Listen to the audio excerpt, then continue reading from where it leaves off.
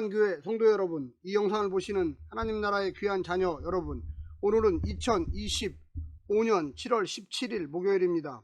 오늘 매일 성경 본문에서는 14절은 막간이 끝났음을 알리면서 8장 13절에서 예고했던 새 재난 중 둘째 재난이 완결되었음을 선포하고 있습니다.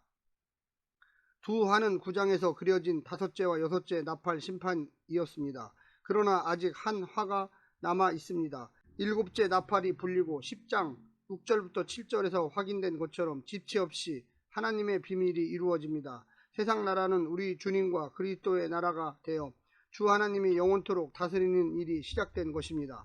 오늘 본문을 나누어 보겠습니다. 요한계시록 11장 14절 둘째 화는 지나갔으나 셋째 화가 온다. 15절부터 17절 하나님 나라의 완성, 영원한 하나님의 다스림, 하나님의 다스림을 찬양. 18절부터 19절 하나님의 진노와 보상, 하늘 성전과 언약궤. 오늘 본문 요한계시록 11장 14절부터 19절 말씀을 듣고 다시 오겠습니다. 둘째 화는 지나갔으나 보라 셋째 화가 속히 이르는도다. 일곱째 천사가 나팔을 불매 하늘에 큰 음성들이 나서 이르되 세상 나라가 우리 주와 그의 그리스도의 나라가 되어 그가 세세토록 왕노릇 하시리로다 하니 하나님 앞에서 자기 보좌에 앉아있던 24장로가 엎드려 얼굴을 땅에 대고 하나님께 경배하여 이르되 감사하옵나니 옛적에도 계셨고 지금도 계신 주 하나님 곧 전능하신 이여 친히 큰 권능을 잡으시고 왕노릇 하시도다. 이방들이 분노하며 주의 진노가 내려 죽은 자를 심판하시며 종 선지자들과 성도들과 또 작은 자든지 큰 자든지 주의 이름을 경외하는 자들에게 상 주시며 또 땅을 망하게 하는 자들을 멸망시키실 때로소이다 하더라. 이에 하늘에 있는 하나님의 성전이 열리니 성전 안에 하나님의 언약궤가 보이며 또 번개와 음성들과 우레와 지진과 큰 우박이 있더라. 18절은 땅을 망하게 하는 자들을 멸망시킬 때가 왔다고 노래합니다. 여기서 망하게 하다와 멸망시키다는 같은 단어 디아프테이로를 조금 다르게 번역한 것입니다. 이 단어는 물리적인 파괴와 도덕적인 파멸 모두 의미하는 동사입니다. 요한계시록에서는 하나님의 창조를 파괴하는 자들이 크게 네 부류가 있습니다. 첫 번째는 사단, 무적경에서 올라오는 악마적인 군대 왕의 이름 파괴자는 사단을 묘사합니다. 두 번째는 짐승은 사단으로부터 정치적인 박해를 받는데 바다의 무적경에서 올라와 하나님의 증인들을 죽이는 역할을 합니다. 짐승은 결국 멸망으로 들어갈 자입니다.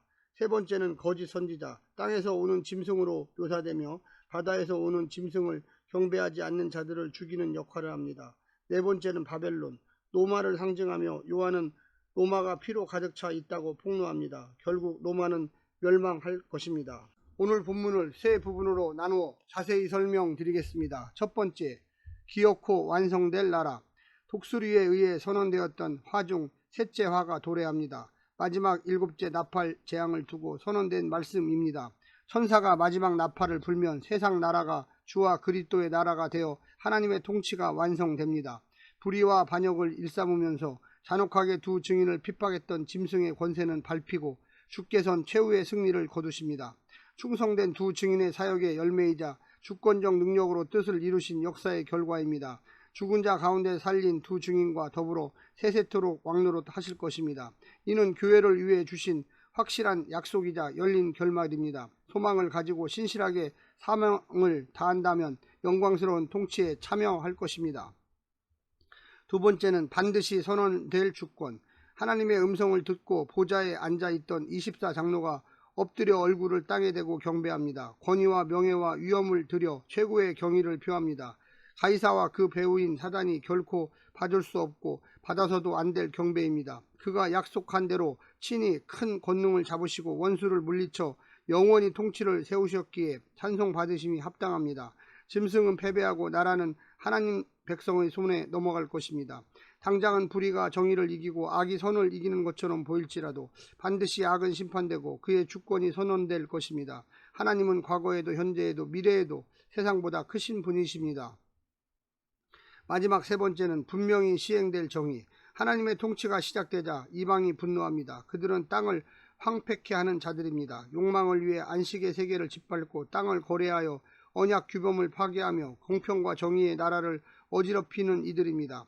이익이 손상 입은 것을 참 지 못하고 적의와 분노를 드러내지만 하나님은 열방의 분노의 심판으로 대응하십니다. 땅을 망하게 한 이들을 멸망으로 갚으십니다. 하지만 선지자들과 성도들과 경외하는 자들에게는 상을 주어 의로움을 인정해 주십니다. 반드시 정의는 시행되고 공의는 세워질 것입니다. 사랑하는 성도 여러분, 오늘 하루도 승리하시고요. 하나님의 놀라운 축복과 은혜가 늘 함께하기를 간절히 바랍니다. 샬롬.